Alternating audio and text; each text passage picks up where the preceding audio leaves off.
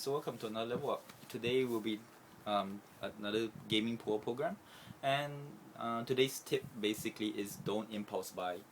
Now, if you're gaming on a budget, basically you do not have the money to have shiny syndrome, which basically every new Kickstarter, every new review that comes out from the Dice Tower or any other reviewer that to go out and buying the new games. And I found the best solution to that basically is after you decided you want a game, before you click buy, from that point, wait 1 week.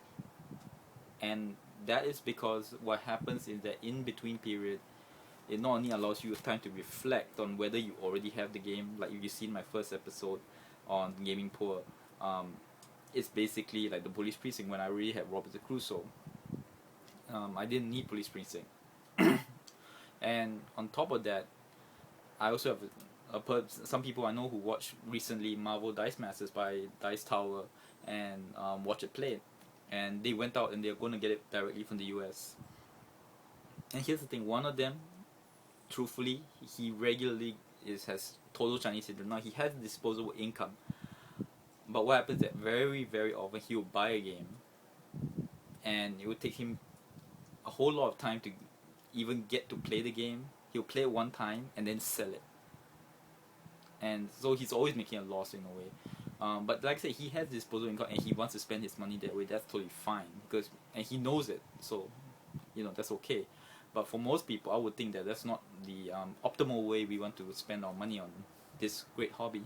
So I would say take your time and just wait 1 week, and in between that period, do your research. Check other reviewers and check how the game is played.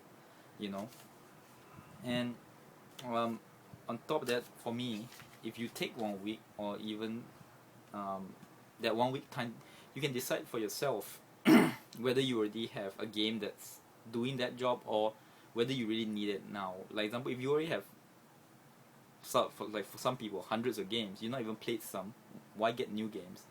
One example of this is, like, for me, I was still studying on the hobby.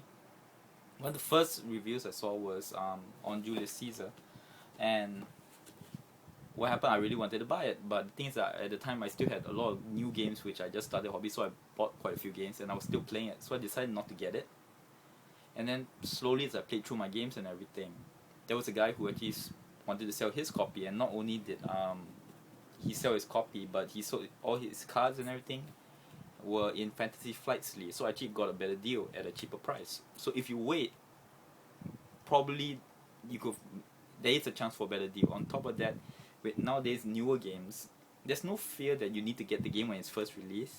For most games, 1 week after production or release, then the games will still be there, so there's no need to rush, other than, for example, certain examples of which I feel more rare, like Robinson Crusoe.